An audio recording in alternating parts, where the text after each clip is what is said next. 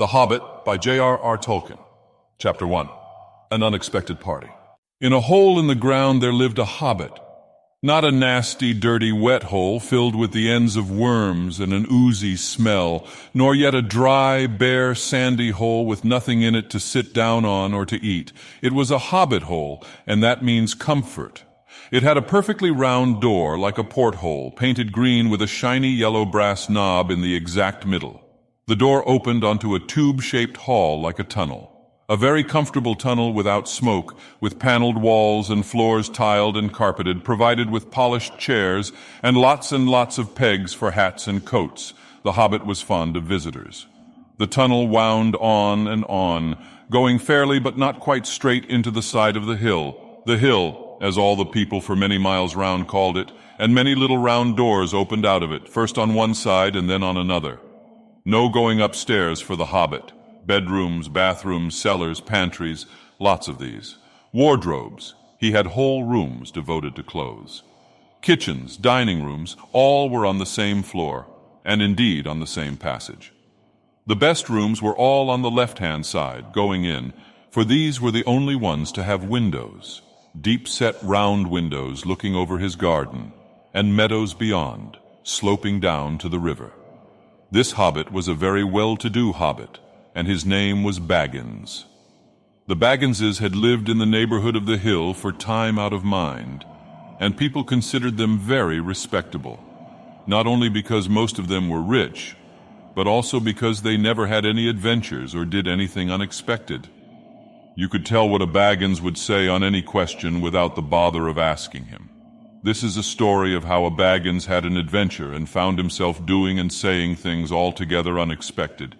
He may have lost the neighbors' respect, but he gained, well, you will see whether he gained anything in the end, the mother of our particular hobbit. What is a hobbit? I suppose hobbits need some description nowadays, since they have become rare and shy of the big people, as they call us. They are or were a little people about half our height and smaller than the bearded dwarves. Hobbits have no beards. There is little or no magic about them, except the ordinary, everyday sort which helps them to disappear quietly and quickly when large, stupid folk like you and me come blundering along, making a noise like elephants which they can hear a mile off. They are inclined to be fat in the stomach. They dress in bright colors, chiefly green and yellow. Wear no shoes because their feet grow natural leathery soles and thick, warm brown hair like the stuff on their heads, which is curly. Have long, clever brown fingers, good-natured faces, and laugh deep, fruity laughs, especially after dinner, which they have twice a day when they can get it. Now you know enough to go on with. As I was saying, the mother of this hobbit, of Bilbo Baggins, that is, was the famous Belladonna Took, one of the three remarkable daughters of the old Took, head of the hobbits who lived across the water, the small river that ran at the foot of the hill.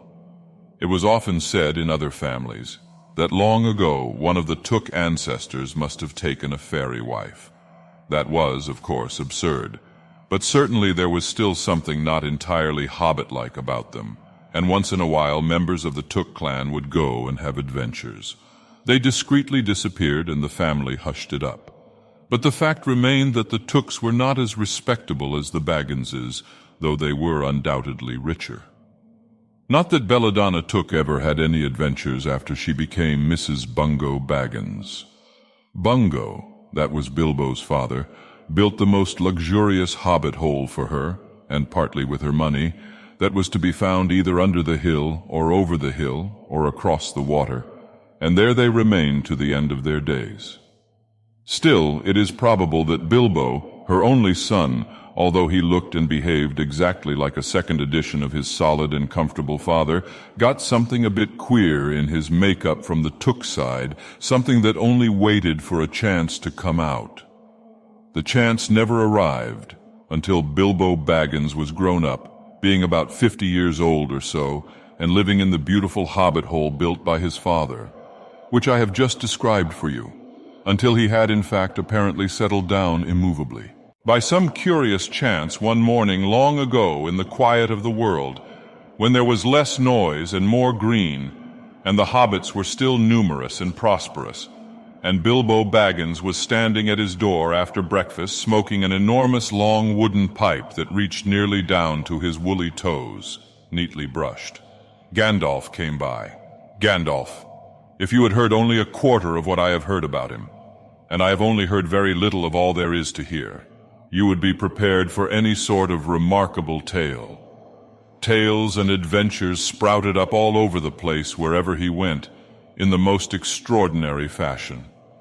He had not been down that way under the hill for ages and ages, not since his friend the old Took died, in fact, and the hobbits had almost forgotten what he looked like.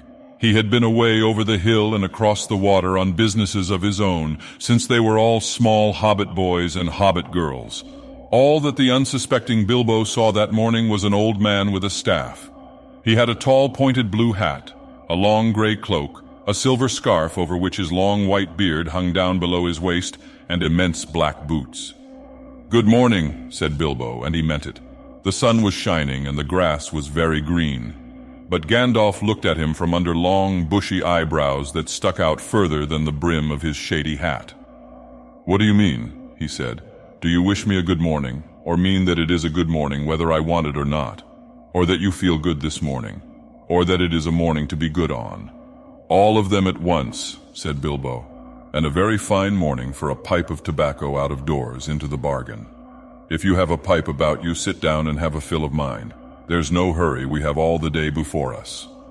Then Bilbo sat down on a seat by his door, crossed his legs, and blew out a beautiful gray ring of smoke that sailed up into the air without breaking and floated away over the hill. "Very pretty," said Gandalf, "but I have no time to blow smoke rings this morning. I am looking for someone to share in an adventure that I am arranging, and it's very difficult to find anyone." "I should think so.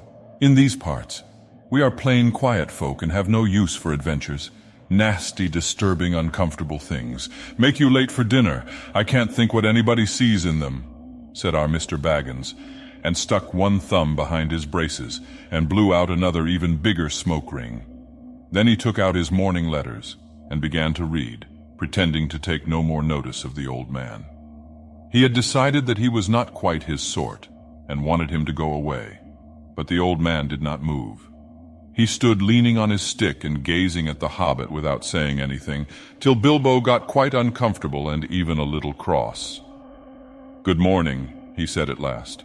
"We don't want any adventures here, thank you. You might try over the hill or across the water."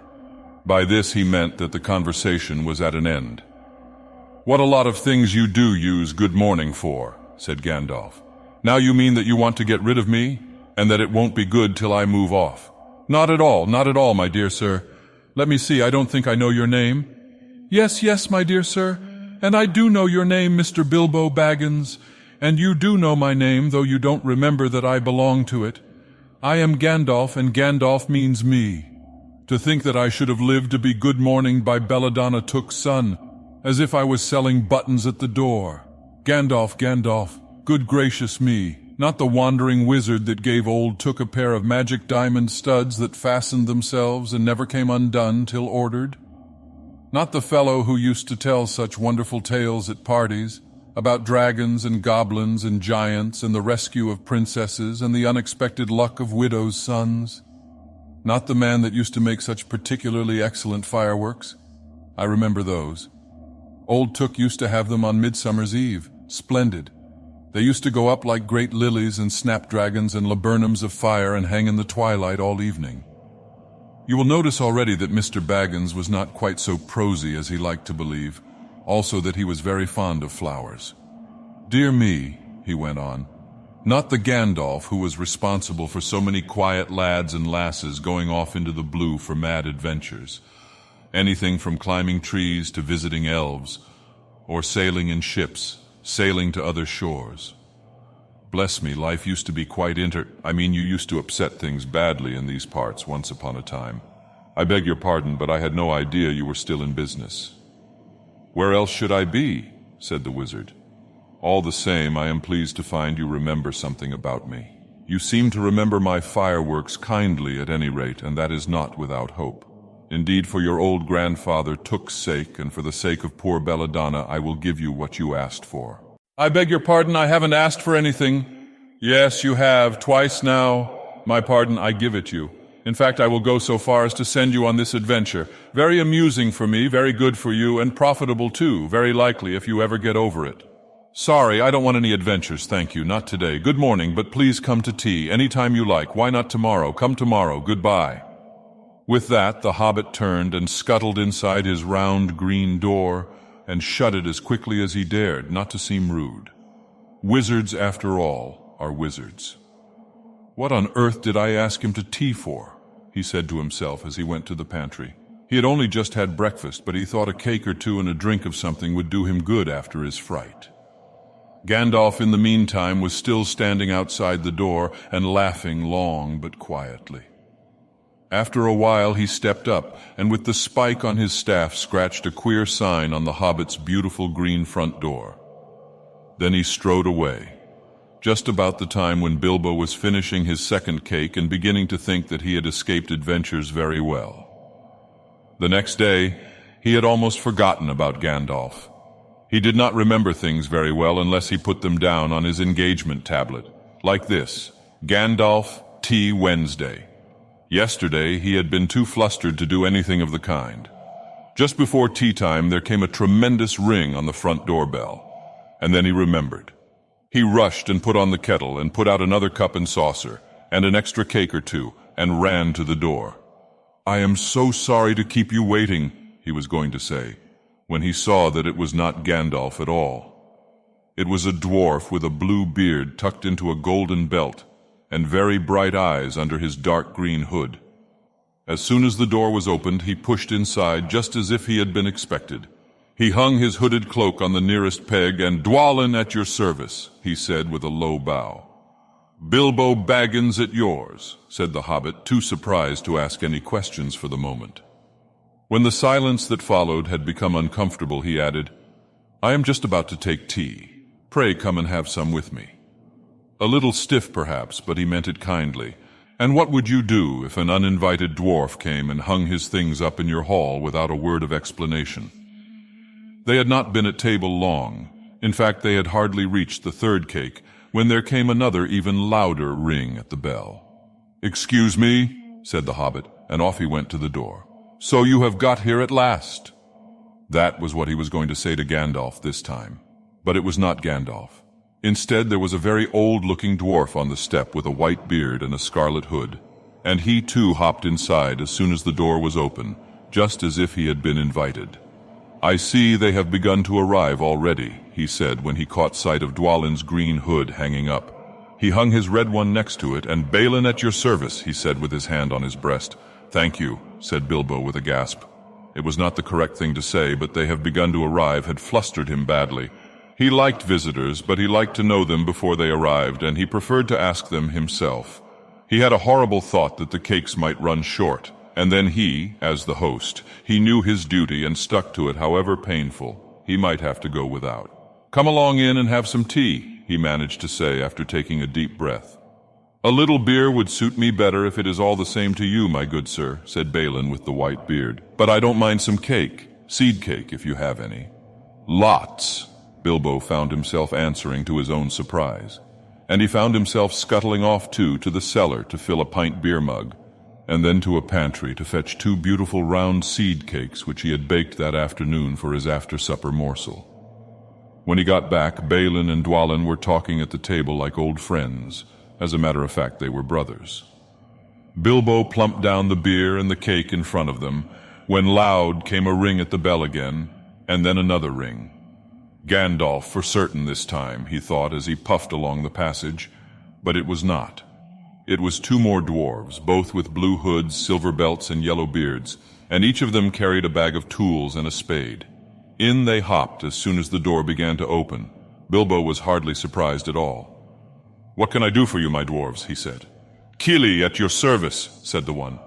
"And Fili," added the other, and they both swept off their blue hoods and bowed.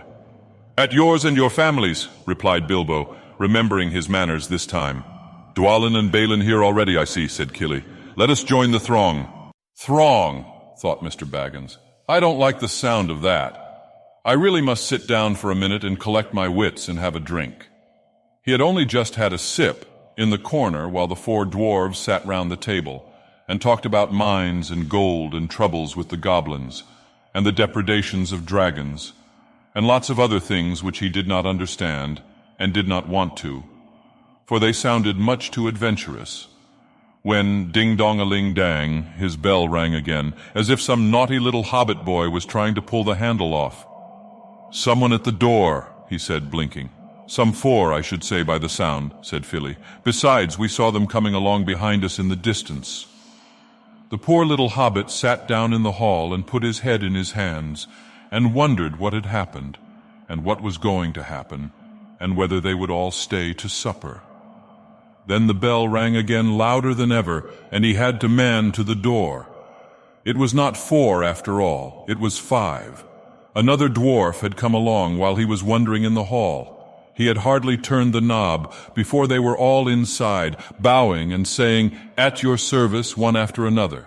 Dory, Nori, Ori, Owen, and Gloin were their names, and very soon 2 purple hoods, a gray hood, a brown hood, and a white hood were hanging on the pegs, and off they marched with their broad hands stuck in their gold and silver belts to join the others. Already it had almost become a throng. Some called for ale, and some for porter, and one for coffee, and all of them for cakes.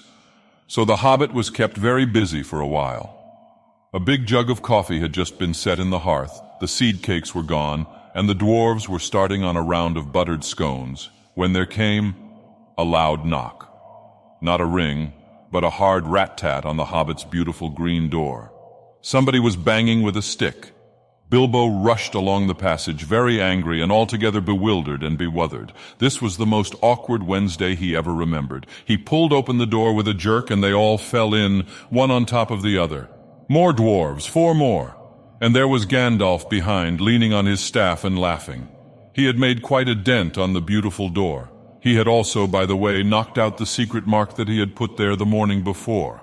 "Carefully, carefully," he said. "It is not like you, Bilbo, to keep friends waiting on the mat and then open the door like a pop gun. Let me introduce Bifur, Bofur, Bombur, and especially Thorin." "At your service," said Bifur, Bofur, and Bombur, standing in a row. Then they hung up 2 yellow hoods and a pale green one, and also a sky blue one with a long silver tassel. This last belonged to Thorin, an enormously important dwarf. In fact, no other than the great Thorin Oakenshield himself, who was not at all pleased at falling flat on Bilbo's mat with Bifur, Bofur, and Bombur on top of him. For one thing, Bombur was immensely fat and heavy. Thorin, indeed, was very haughty, and said nothing about service. But poor Mr. Baggins said he was sorry so many times that at last he grunted, "Pray don't mention it," and stopped frowning.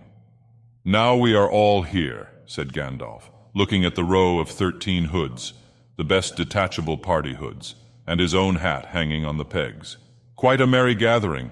I hope there is something left for the latecomers to eat and drink. What's that? Tea? No, thank you. A little red wine, I think, for me." "And for me," said Thorin. "And raspberry jam and apple tart," said Bifur. "And mince pies and cheese," said Bofur. "And pork pie and salad," said Bombur.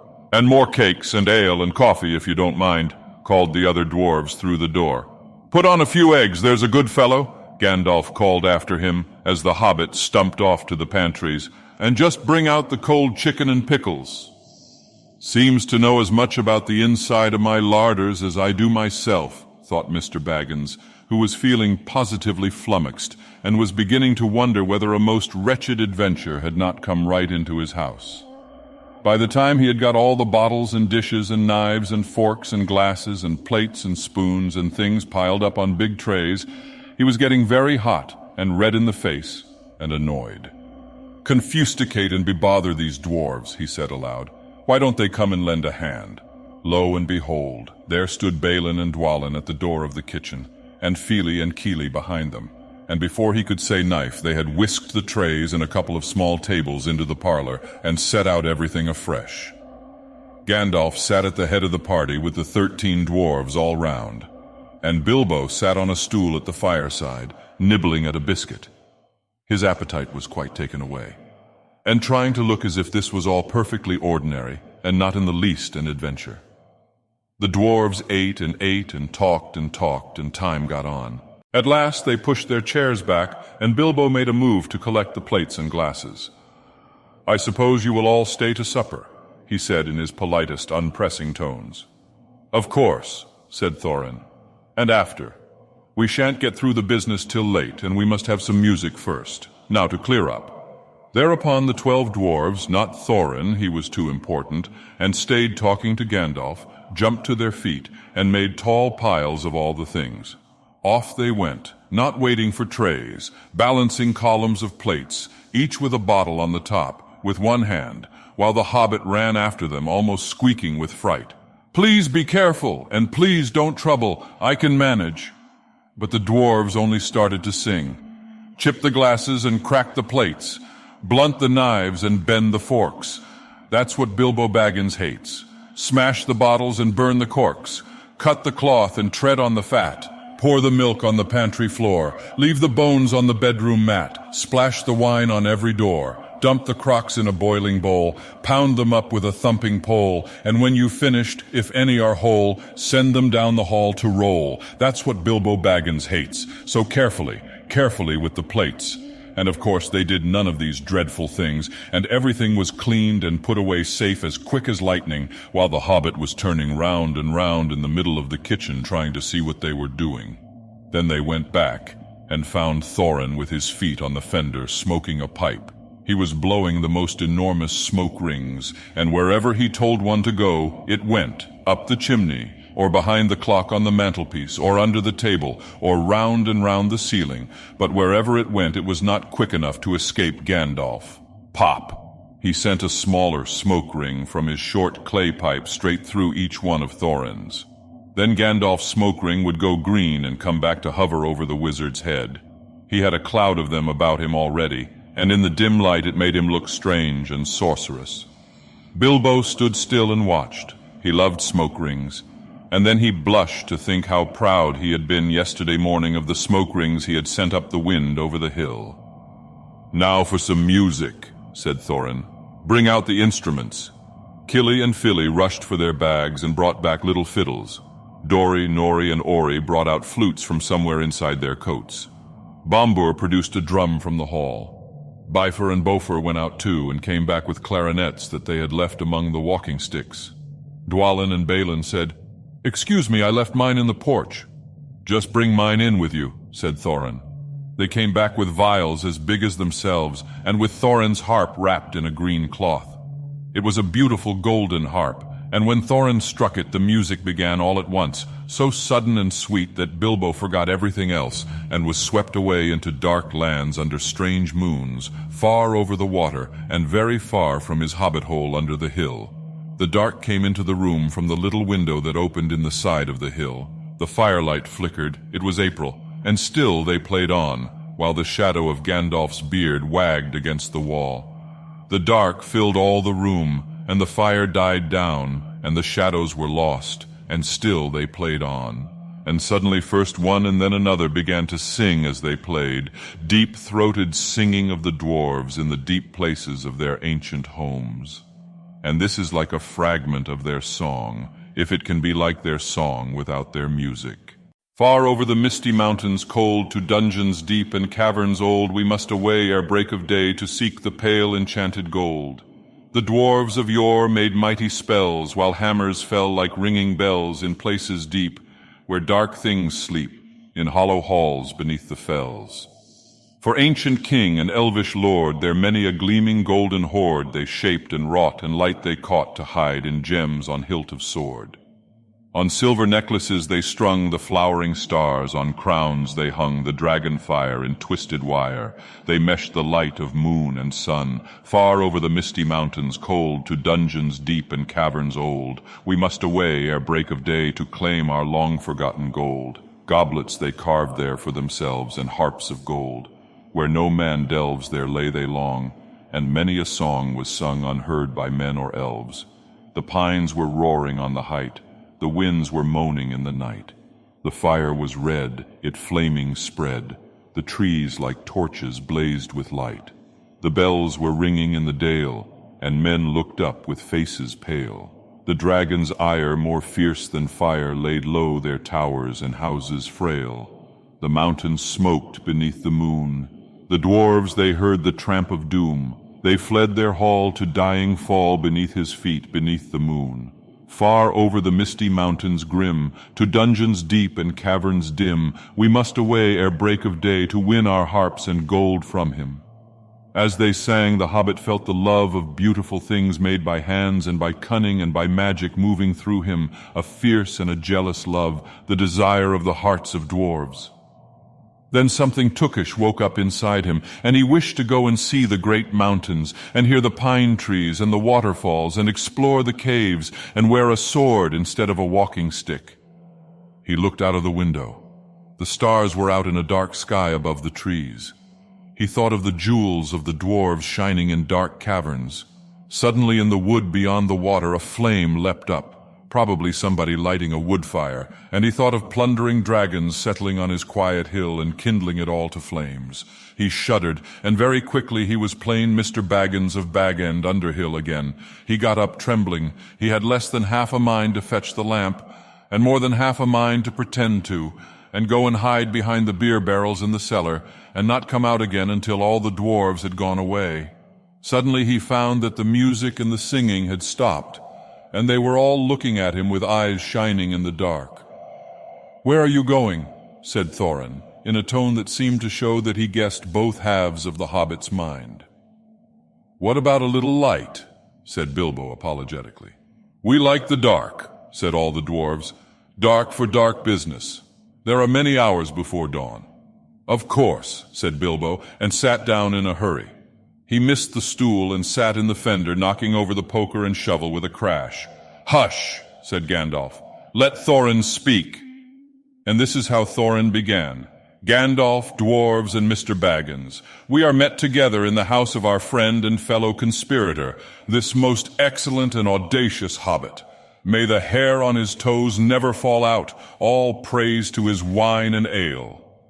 He paused for breath and for a polite remark from the hobbit, but the compliments were quite lost on poor Bilbo Baggins, who was wagging his mouth in protest at being called audacious and worst of all fellow conspirator, though no noise came out, he was so flummoxed. So Thorin went on. "We are met to discuss our plans, our ways, means, policy, and devices. We shall soon, before the break of day, start on our long journey, a journey from which some of us, or perhaps all of us, except our friend and counselor, the ingenious wizard Gandalf, may never return. It is a solemn moment. Our object is, I take it, well known to us all. To the estimable Mr. Baggins, and perhaps to one or two of the younger dwarves, I think I should be right in naming Killy and Filly, for instance, the exact situation at the moment may require a little brief explanation. This was Thorin's style. He was an important dwarf. If he had been allowed, he would probably have gone on like this until he was out of breath, without telling anyone there anything that was not known already. But he was rudely interrupted. Poor Bilbo couldn't bear it any longer. At May Never Return, he began to feel a shriek coming up inside, and very soon it burst out like the whistle of an engine coming out of a tunnel. All the dwarves sprang up, knocking over the table. Gandalf struck a blue light on the end of his magic staff, and in its firework glare the poor little hobbit could be seen kneeling on the hearthrug, shaking like a jelly that was melting. Then he fell flat on the floor and kept on calling out, struck by lightning, over and over again, and that was all they could get out of him for a long time. So they took him and laid him out of the way on the drawing-room sofa with a drink at his elbow, and they went back to their dark business. "Excitable little fellow," said Gandalf as they sat down again. "Gets funny, queer fits, but he is one of the best, as fierce as a dragon in a pinch." If you have ever seen a dragon in a pinch, you will realize that this was only poetical exaggeration applied to any hobbit, even to old Took's great-grand-uncle Bull-Roarer, who was so huge for a hobbit that he could ride a horse. He charged the ranks of the goblins of Mount Graham in the Battle of the Green Fields, and knocked their king Golfimble's head clean off with a wooden club.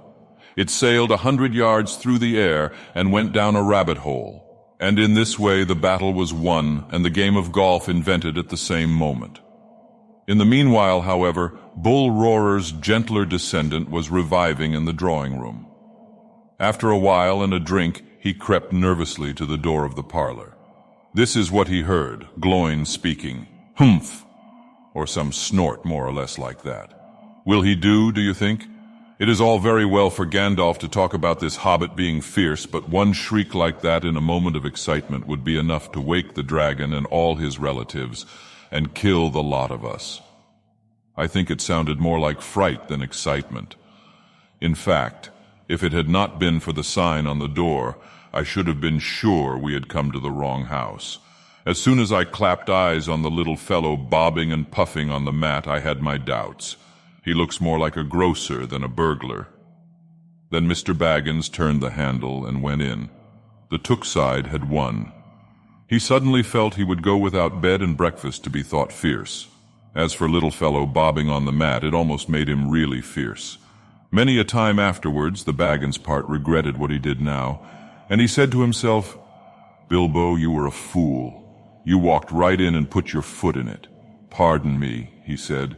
"If I have overheard words that you were saying, I don't pretend to understand what you are talking about or your reference to burglars, but I think I am right in believing," this is what he called being on his dignity, "that you think I am no good. I will show you. I have no signs on my door. It was painted a week ago. And I'm quite sure you have come to the wrong house. As soon as I saw your funny faces on the doorstep, I had my doubts. But treat it as the right one. Tell me what you want done, and I will try it, if I have to walk from here to the east of East and fight the wild werewolves in the last desert. I had a great-great-great-granduncle once, Bull-Roarer Took, and—" Yes, but that was long ago," said Gloin. "I was talking about you, and I assure you there is a mark on this door, the usual one in the trade, or used to be. Burglar wants a good job, plenty of excitement and reasonable reward. That's how it is usually read. You can say expert treasure hunter instead of burglar if you like. Some of them do. It's all the same to us. Gandalf told us that there was a man of the sort in these parts looking for a job at once, and that he had arranged for a meeting here this Wednesday tea time."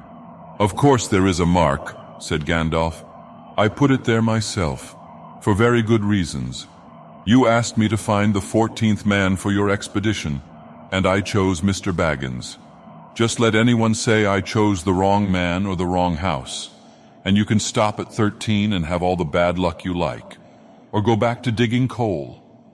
He scowled so angrily at Gloin that the dwarf huddled back in his chair, and when Bilbo tried to open his mouth to ask a question, he turned and frowned at him and stuck out his bushy eyebrows, till Bilbo shut his mouth tight with a snap.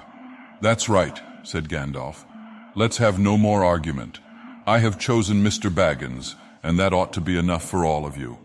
If I say he is a burglar he is, or will be when the time comes. There is a lot more in him than you guess, and a deal more than he has any idea of himself. You may, possibly, all live to thank me yet. Now, Bilbo, my boy, fetch the lamp and let's have a little light on this." On the table, in the light of a big lamp with a red shade, he spread a piece of parchment rather like a map. "This was made by Thror, your grandfather Thorin," he said in answer to the dwarves' excited questions. "It is a plan of the mountain." "I don't see that this will help us much," said Thorin disappointedly after a glance. "I remember the mountain well enough and the lands about it. And I know where Mirkwood is, and the withered heath where the great dragons bred." "There is a dragon marked in red on the mountain," said Balin. "But it will be easy enough to find him without that, if ever we arrive there." "There is one point that you haven't noticed," said the wizard, "and that is the secret entrance.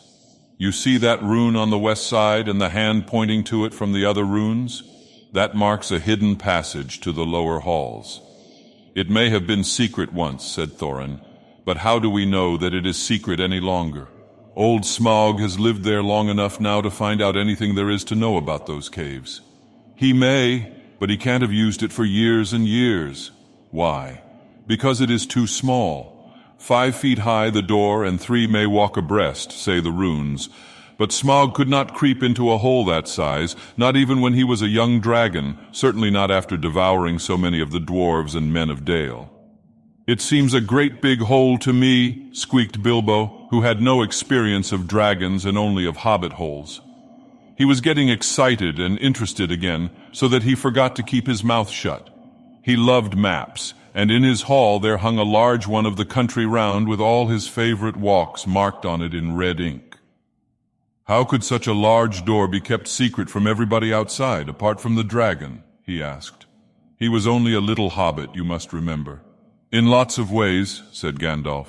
But in what way this one has been hidden we don't know without going to see. From what it says on the map, I should guess there is a closed door which has been made to look exactly like the side of the mountain.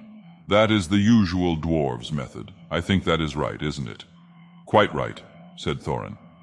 Also, went on Gandalf, I forgot to mention that with the map went a key, a small and curious key.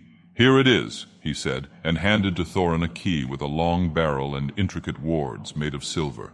Keep it safe. Indeed I will, said Thorin, and he fastened it upon a fine chain that hung about his neck and under his jacket. Now things begin to look more hopeful. This news alters them much for the better. So far we have had no clear idea what to do. We thought of going east, as quiet and careful as we could, as far as the Long Lake. After that the trouble would begin. A long time before that, if I know anything about the roads east, interrupted Gandalf.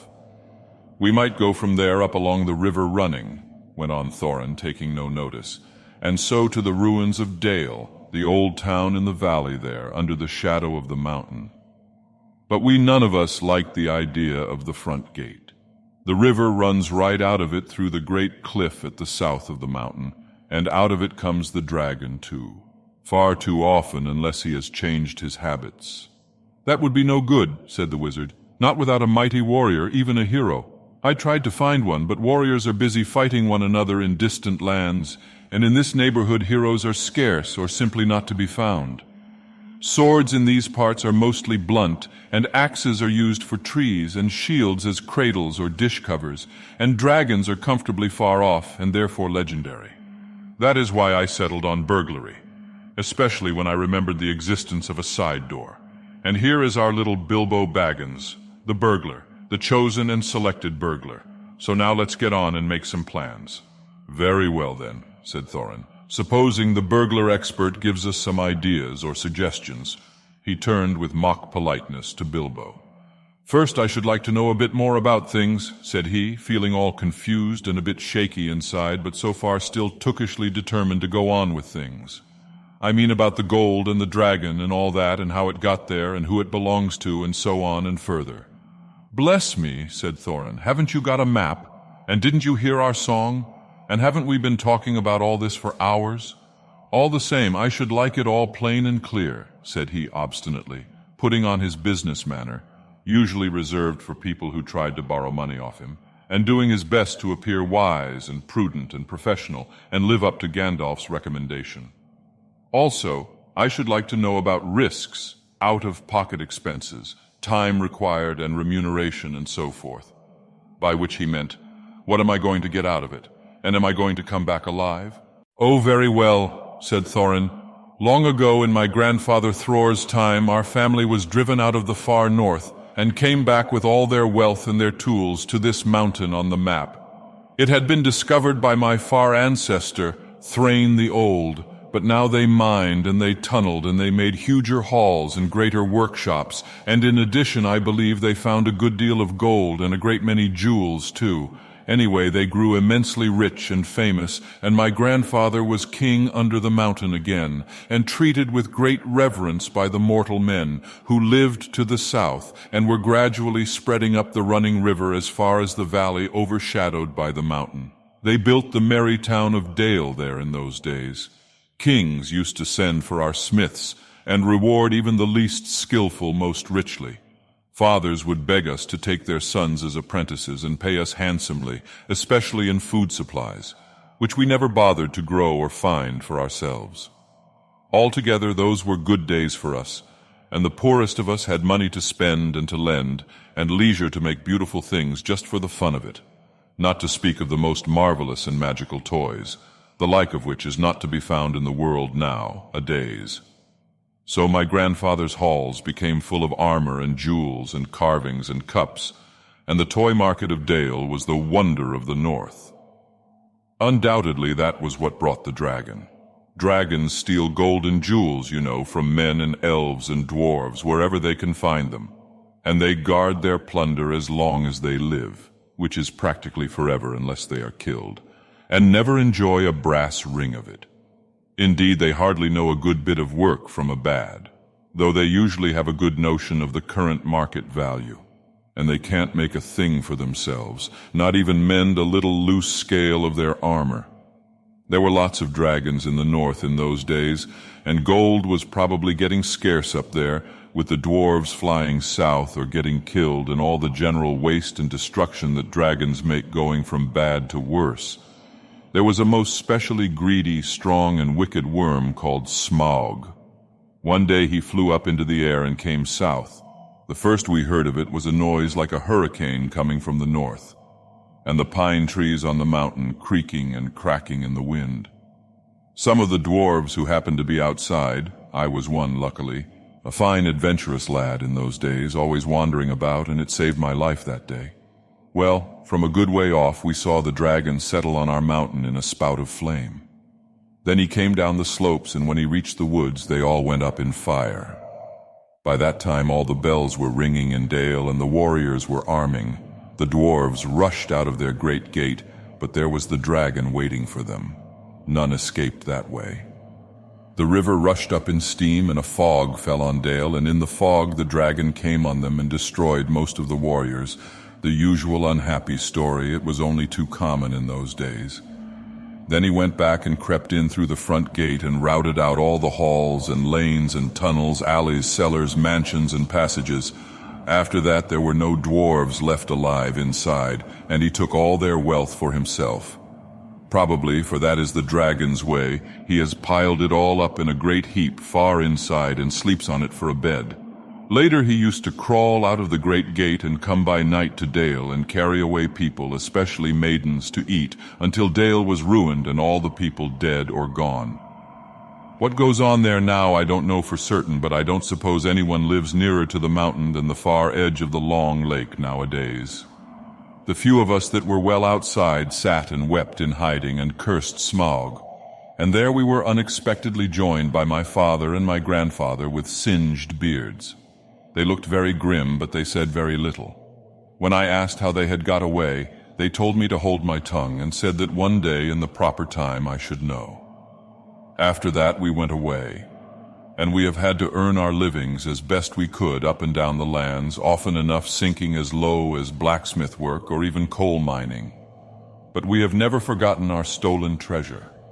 And even now, when I will allow we have a good bit laid by and are not so badly off, here Thorin stroked the gold chain round his neck.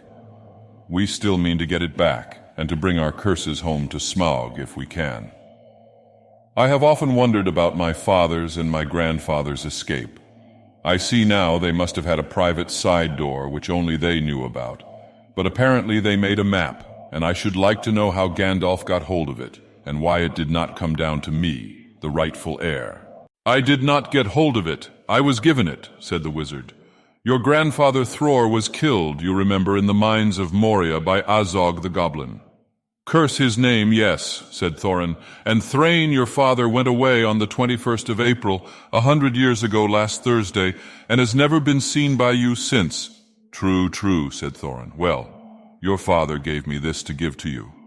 And if I have chosen my own time and way for handing it over, you can hardly blame me, considering the trouble I had to find you. Your father could not remember his own name when he gave me the paper, and he never told me yours. So on the whole, I think I ought to be praised and thanked. Here it is, said he, handing the map to Thorin. I don't understand, said Thorin, and Bilbo felt he would have liked to say the same. The explanation did not seem to explain. Your grandfather, said the wizard slowly and grimly, gave the map to his son for safety before he went to the mines of Moria. Your father went away to try his luck with the map after your grandfather was killed, and lots of adventures of a most unpleasant sort he had. But he never got near the mountain. How he got there I don't know, but I found him a prisoner in the dungeons of the necromancer. Whatever were you doing there? Asked Thorin with a shudder, and all the dwarves shivered. Never you mind. I was finding things out as usual. and a nasty, dangerous business it was. Even I, Gandalf, only just escaped. I tried to save your father, but it was too late. He was witless and wandering, and had forgotten almost everything except the map and the key. "We have long ago paid the goblins of Moria," said Thorin. "We must give a thought to the necromancer. Don't be absurd. He is an enemy far beyond the powers of all the dwarves put together, if they could all be collected again from the four corners of the world. The one thing your father wished was for his son to read the map and use the key. The dragon and the mountain are more than big enough tasks for you." "Hear, hear," said Bilbo, and accidentally said it aloud.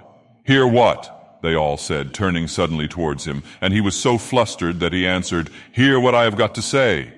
"What's that?" they asked. "Well, I should say that you ought to go east and have a look round. After all, there is the side door, and dragons must sleep sometimes, I suppose. If you sit on the doorstep long enough, I dare say you will think of something. And well, don't you know, I think we have talked long enough for one night, if you see what I mean. What about bed and an early start and all that? I will give you a good breakfast before you go." "Before we go, I suppose you mean," said Thorin. "Aren't you the burglar? And isn't sitting on the doorstep your job, not to speak of getting inside the door? But I agree about bed and breakfast. I like 6 eggs with my ham when starting on a journey. Fried, not poached, and mind you don't break 'em." After all the others had ordered their breakfasts without so much as a please, which annoyed Bilbo very much, they all got up. The Hobbit had to find room for them all, and filled all his spare rooms and made beds on chairs and sofas before he got them all stowed and went to his own little bed very tired and not altogether happy. One thing he did make his mind up about was not to bother to get up very early and cook everybody else's wretched breakfast. The tookishness was wearing off, and he was not now quite so sure that he was going on any journey in the morning. As he lay in bed, he could hear Thorin still humming to himself in the best bedroom next to him. "Far over the misty mountains cold, to dungeons deep and caverns old, we must away ere break of day to find our long-forgotten gold." Bilbo went to sleep with that in his ears, and it gave him very uncomfortable dreams. It was long after the break of day when he woke up.